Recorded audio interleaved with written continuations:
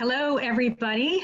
Thank you so much for joining us tonight. For those of you who haven't met me, I'm Lisa LaFontaine, and I'm the president and CEO of the organization. And I wanted to just give you an overview of what we're going to talk about tonight. So, you know, this is a different meeting than we were anticipating having with you tonight. Originally, what we had planned to do midsummer was to give an overview of our year in 2019 and also to talk about the year ahead. But the pandemic has upended our lives as an organization and as individuals and really changed a lot of the ways that we have done things. And we thought that you would like to hear a little bit about how our organization has responded to the pandemic, what have been the successes and challenges, and what are the things that we see we are probably going to continue to do in the way that we're doing them right now for the foreseeable future, because we've found that there are very engaging ways to connect with the community. So first of all, I'm going to focus on last year, and then I'm going to talk about the last few months and COVID.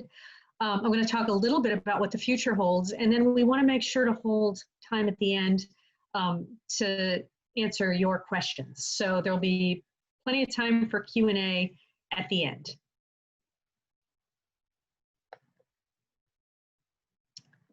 So the first thing we want to do is know who is with us tonight. So if you wouldn't mind answering this poll question, and you'll only be able to select one of these things. So if you could please pick how you primarily identify, just so we know who's with us.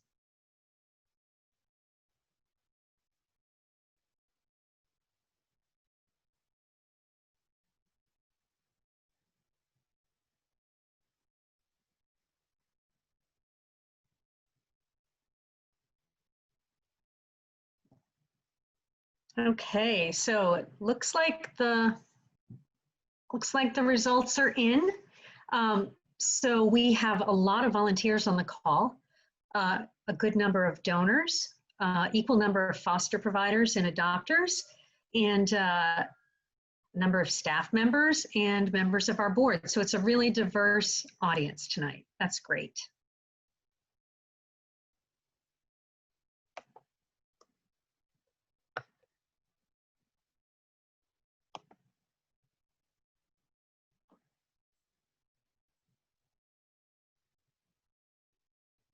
Okay, so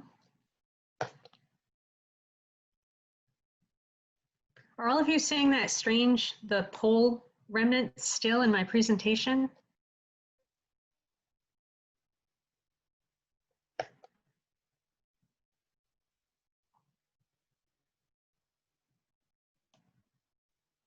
Hey, Lauren, is there anything we can do to take that little box down so that people can see the slides?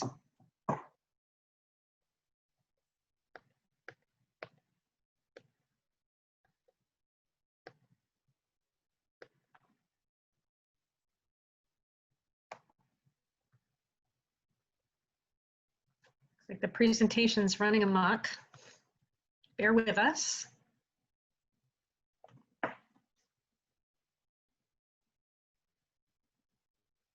Okay. Yes, we love technology. It's gone. Thank you. So these are some of the really high-level results from the organization. So one thing that I just wanted to highlight is that it was a year ago today that the Humane Rescue Alliance and St. Hubert's merged. And so the numbers that you're seeing are combined numbers of our entire organization from New Jersey to DC. And so you can see that we had a huge number of animal control calls this year, well over 20,000, which is, you know, each of those calls has usually multiple animals who are involved. So that's a lot of animals whose lives we've touched. And those of you who've been with the organization know and love the Waystation, and we moved over 6,000 animals this year from communities where they frankly didn't have much of a chance and where there's significant overpopulation of animals, and some of them may have been euthanized for space. We moved them either to St. Hubert's or to our partners in the Northeast in Canada, who have many wonderful adoptive homes, but not enough animals. And so it was a real lifesaver for those 6,000 plus animals.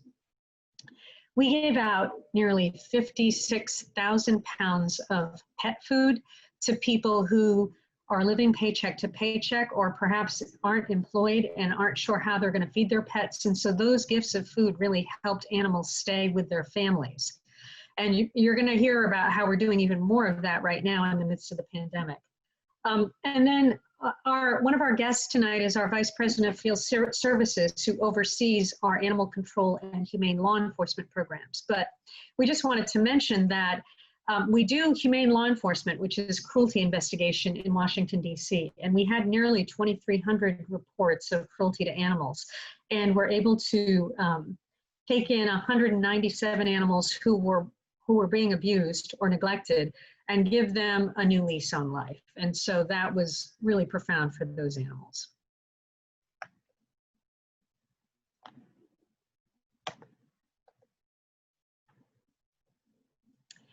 So I mentioned that the merger took place a year ago this week.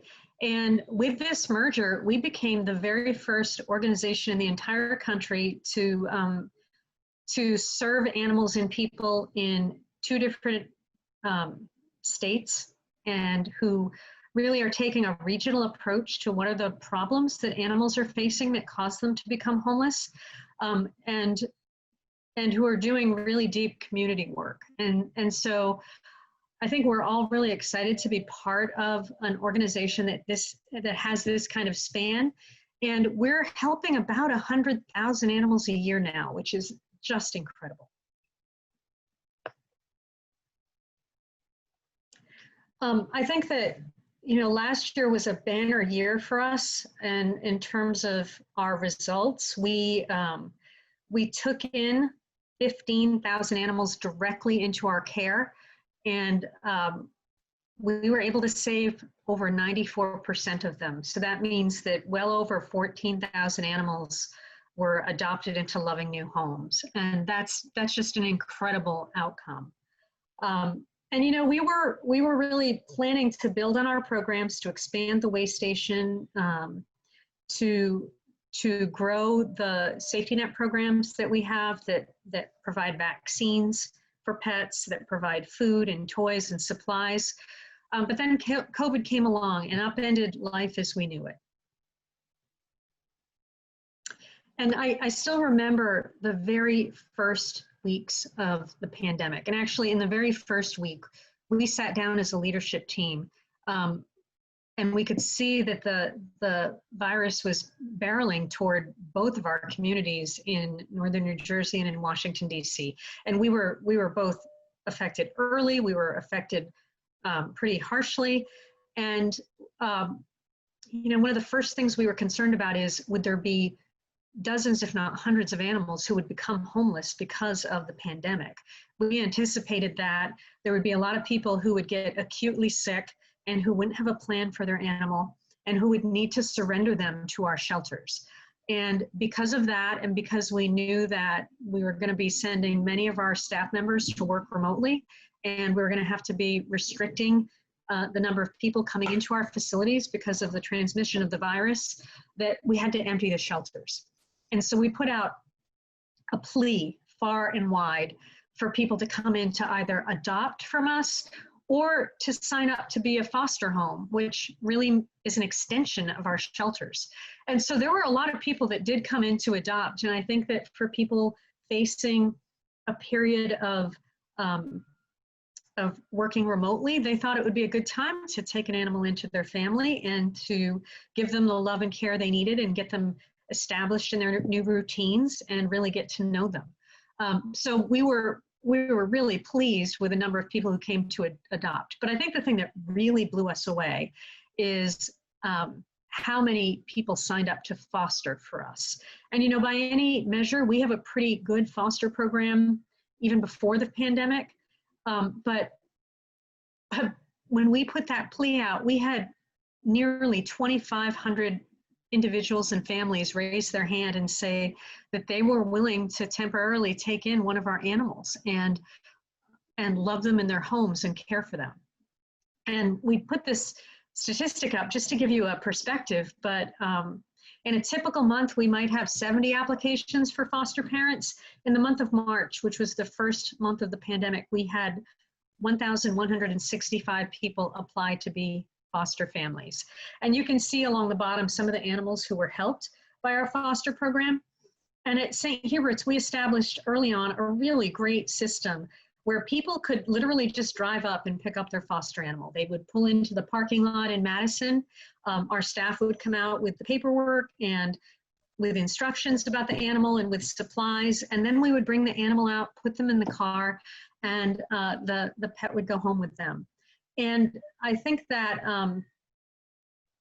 you know, we made a decision very early on that we wanted to create a way for animals to be adopted during the pandemic. We didn't want to have those foster homes just filling up and animals living in foster care for months. And so we established limited adoption hours in Madison, and were able to keep a steady stream of animals moving from foster homes into permanent homes. And then many of those fosters would sign up to take another animal.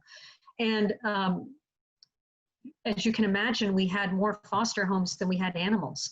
And so many people have been patient and have waited, and we're still sending animals into foster. The vast majority of animals now are living in foster homes and not in our shelters. And we've sent 1,400 into permanent loving families, adoptive families through foster care. You know, we recognized early on that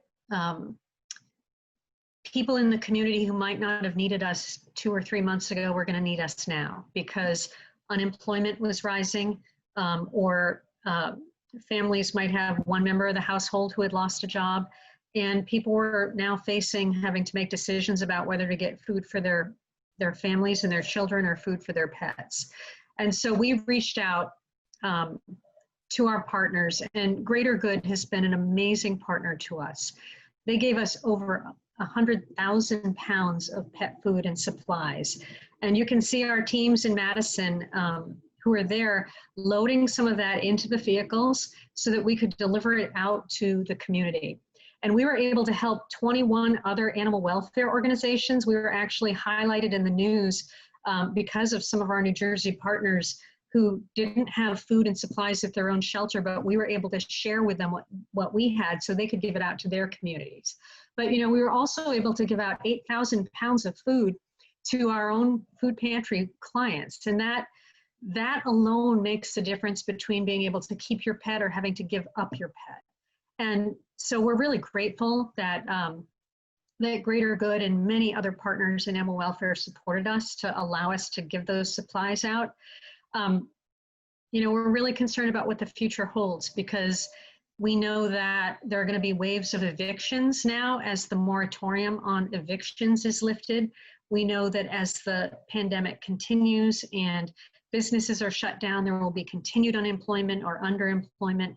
And so we are really, really focusing on building our safety net programs so we can continue to provide food and toys, and very soon we're going to be ramping up to provide vaccines and wellness care and other types of support, because we know it's going to be needed like never before. I think one of the scariest things early on was what we saw as the financial picture facing us.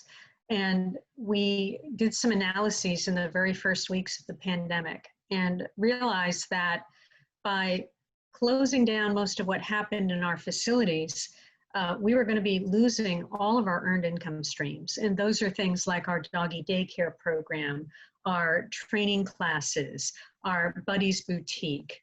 And we, in DC, public medical appointments, we have veterinarians who see the pets of people who can't afford to go to traditional veterinarians. But we had to stop those programs because we couldn't have people coming and going from the facility during the most strict times in the pandemic.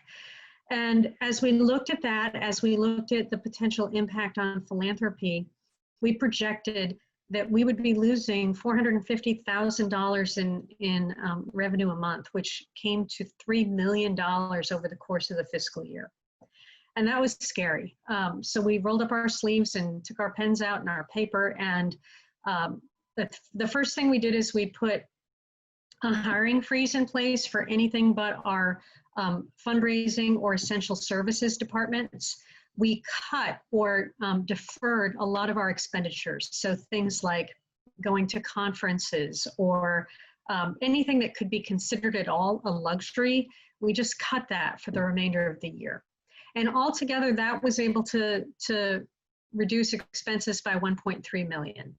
I want to give a shout out to the board members who were on the call, because our board stepped forward generously and with open arms and issued a $350,000 board challenge. Together, our board gave $350,000 and then challenged our supporters to meet that match.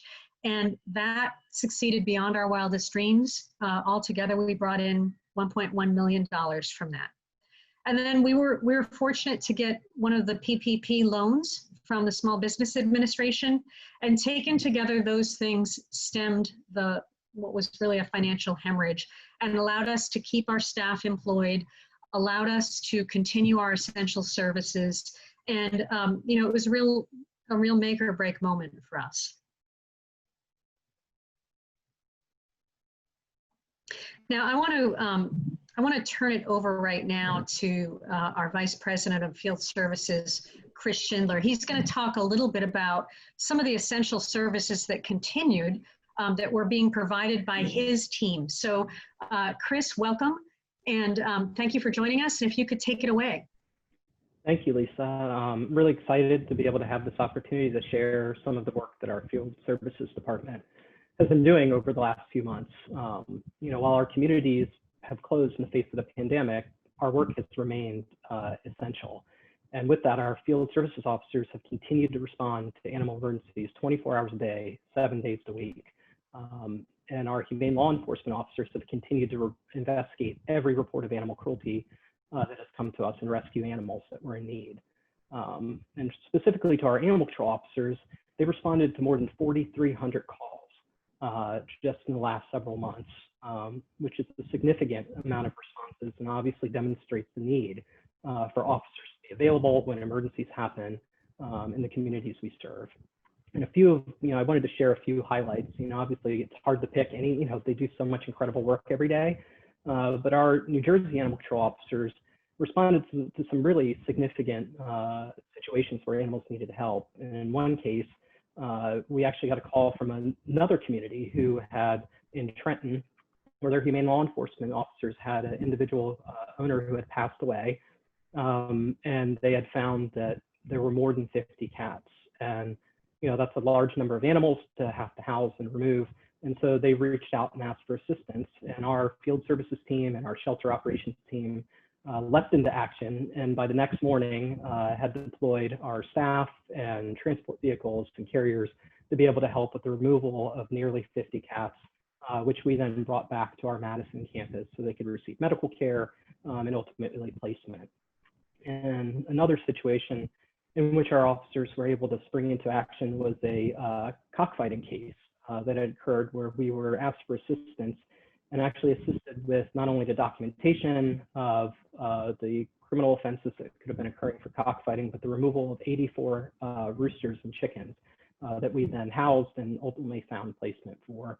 And the last case I'll highlight is where we were asked to assist in the rescue of 130 dogs and cats from a breeding operation that had substandard care for the animals. And our officers were able to deploy working through the night, because this call came in late, working all through the night, and our shelter operations staff and medical staff, so that we could bring back 40 of those animals so that we could do medical care and treatment and ultimately placement of those animals.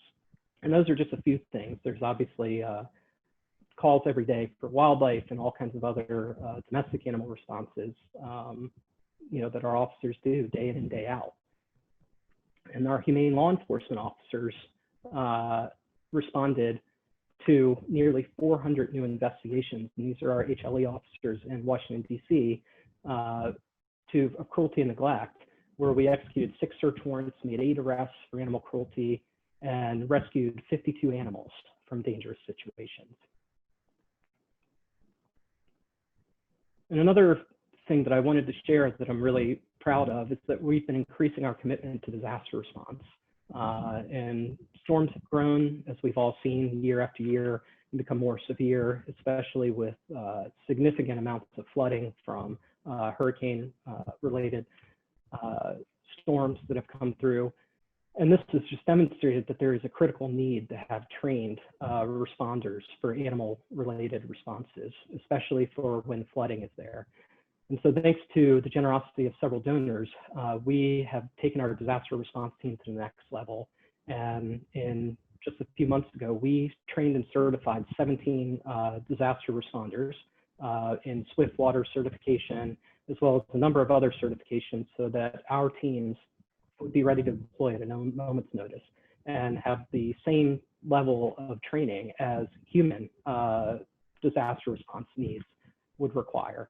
And this really prepares us to be able to help in communities, not only in our regions and the communities we serve, but also to help in other parts of the country. And as part of that, we had to also invest in getting our team the proper equipment, because if you think about a flood response, if you think about your own home, all of the different chemicals and things like that you have for cleaning that are in your cabinets, plus you think about gas stations and gas and fuel and oil, all of that is mixed in the water, which makes it incredibly dangerous to responders to be able to help when there's that need to go in the water. And so everyone on our disaster response team now has dry suits to protect them from the chemicals in the water. They have personal flotation devices that are specifically made for rescue, search and rescue responses, helmets, and other equipment to be able to keep them safe so that we can go in to these really dangerous situations and help animals when they're in need. And so I'm proud to say that currently we are fully prepared to deploy at a moment's notice, and now have the largest disaster response team on the East Coast that's for animal search and rescue. So with that, I'll pass it back to Lisa so she can share some of our other programmatic innovations. Chris, before I take it away, could you talk a little bit about why we're really concerned about this disaster season and why the timeliness of us being trained is so important? Yeah, I mean, year after year, we've seen disaster, especially hurricanes growing, and we're seeing more Category 5 hurricanes with more devastating impacts to larger areas.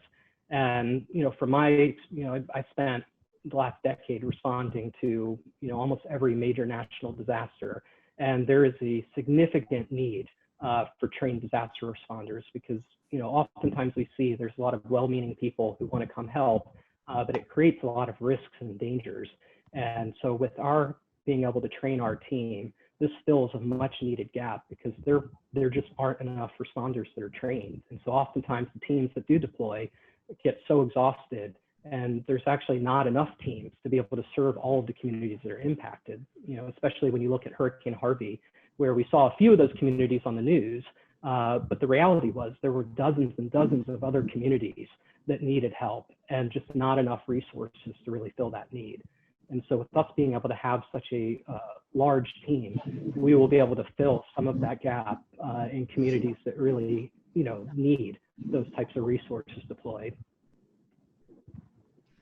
Thanks so much, Chris. And I think that this is part of the ethic of St. Hubert's, which is helping other communities and helping other organizations. And St. Hubert's has been doing that for many years, most notably through the Waystation program. But this is an expression of that, where we recognize that, we went through it as a community with Sandy. I believe, Chris, you deployed during Sandy. So folks in New Jersey know what it's like to be affected by something like this. what we're anticipating this year is not only the increase in storms, but distressed communities where, there could be another wave of the pandemic coming as hurricane season arrives. Well, hurricane season's here, but there could just be a lot of confluences that are really problematic around hospitals that are full, people that are unemployed, people who are already anxious and at the end of their ropes. And so I'm really thrilled that we can have this expression of broader community service to the broader animal welfare community by sending our teams in when local teams might be pretty depleted. So with that, I want to focus a little bit on our future. And I think all of you will be really pleased to know that we intend to continue to build the Waystation and the Waystation Coalition. Right now, we have over 90 organizations who are plotted out on this map, primarily from Louisiana to Puerto Rico. The plots in purple are the source shelters where we get the animals from. And then all those points in navy blue are the destination shelters where we send those animals who are transported. And so this coalition is a really beautiful thing because the folks in blue are providing resources and support either through a portion of the adoption donation or through operational mentorship and capacity building to really help lift up the organizations who are sending the animals. And there's a lot of investment that goes into that program, but it's I think we get a very high return on the investment because thousands of animals' lives are saved. It was 6,000 last year. It'll be more in the future. And we're leaving those organizations that we take the animals from stronger because we're giving them a portion of the adoption fee and we're mentoring them and we're providing them with training and other spay-neuter vouchers and other ways to make themselves stronger. And I think that one of the things that I've always appreciated, first before I came to St. Hubert's and now that I'm with the organization, is that act of moving animals, that act of a source organization putting an animal on a van to send them to parts unknown, is a real expression of trust in St. Hubert's. And we earn that trust by finding loving homes for those animals and by telling those stories back to the source communities.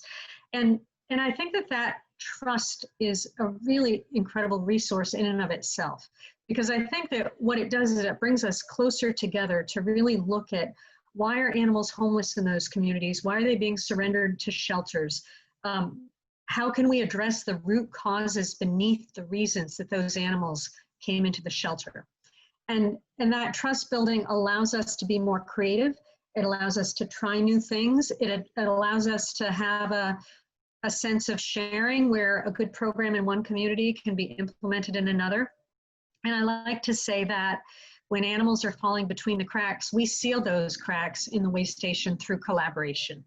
And so you can expect to see that grow and expand in the years ahead. It's something that we're going to continue to invest in and really continue to focus on. And I think, in the coming months, we're really going to look at the sister shelter part of the program. Moving the animals is tremendously important and it saves the lives of those animals. But the sister shelter, helping those organizations move forward so that then they hopefully can help organizations around them move forward, is a really critical area of focus in the months ahead. So with that, I just want to show you, we actually are launching this today. I want to give you a little preview of it. This is an anchor video that we did to really showcase where we're going as an organization, how the Waystation is going to help take us there, and what we see in the months and years ahead. So get out your hankies, and I hope you enjoy this.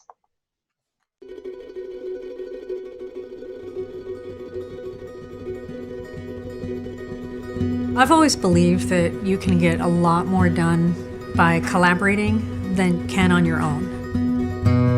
When When I came here in 2007 to lead the Washington Humane Society, I found an organization that had more promise than any I'd ever seen, but also more challenges. I had reached out to the Animal Rescue League to see, could you take in animals from us when we're full and you have space? And we realized that our organizations would be stronger as one, and more importantly, we would have exponentially more impact. For us, that merger was never a final destination. It was a beginning of modeling a more collaborative approach to animal welfare. So in 2018, we had the opportunity to take our vision for collaboration a step further by bringing together the Humane Rescue Alliance and St. Hubert's Animal Welfare Center. What that has allowed us to do is become the first organization in the country that is multi-state, community-based, providing direct care of the animals and really taking a look at what's going on for those animals and people in an entire region so that we can come up with regional solutions. And the primary way that we've started doing that is through the Waystation program. Aiken County is a huge county. We're about the size of Rhode Island, so it's a very big area. It's very rural.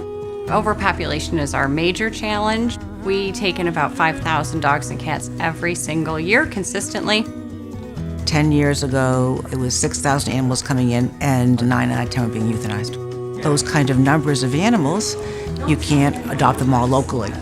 And so together with the community support, 10 years later, we changed the numbers. The Waystation program is the reason we are able to save the lives that we are. The Waystation program works with over 90 different animal welfare organizations where they don't have homes for those animals, where they have incredible overpopulation, and partnering them with animal shelters and communities who have loving homes but no animals.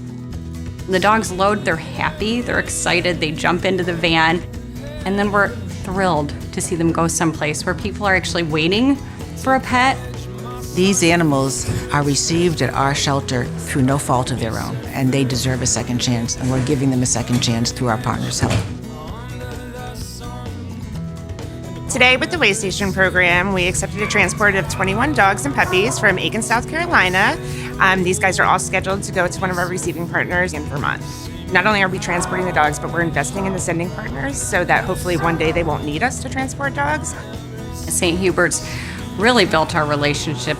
They have helped us with funding TNR cats for spay neuter, for community animals, for vaccinations. They've invested in saving lives in our community, and it's not for selfish reasons. Our colleagues in the South are in the trenches. They're working so hard to save as many lives as possible, and it's not easy for them. So all these dogs need is a ride, and that's what we're doing for them. We're giving them a ride to a better opportunity. They get to stop here, get off the truck, rest for a day or two before they move on to their final destination in Vermont tomorrow. We're not far from being that organization that's struggling. We're just a few years out. We can provide hope in that we were there and we came to a different place, and now we're here to lend a hand and stick with you while you get to that place too.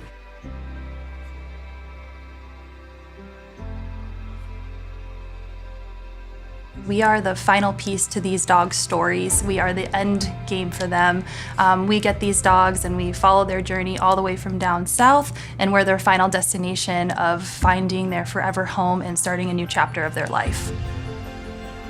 We're really lucky here where we have a ton of adopters that are just waiting to find the right dogs for them, and we live in an amazing area where having a dog companion is just perfect. Adopting just seems to be kind of the right thing to do for so many animals that need really nice homes and opportunities. So in 1870, we were founded in advocacy, we were founded in community service, and now as we face our 150th anniversary and look at our next 150 years, what we see ahead is a reality where we're taking a national approach to the problems that cause animals to be homeless or abused. We are creating a bigger national safety net. We're ensuring more animals have loving homes. We're ensuring that more families have the joy of rescue and adoption. We're not just sheltering animals. We're focusing on what are the root causes of animals being homeless or abused. And those are the issues we're tackling, because we know if we go at those with vigor and dedication and creativity, we're not going to need shelters, because the community will become the best shelter we could ever ask for.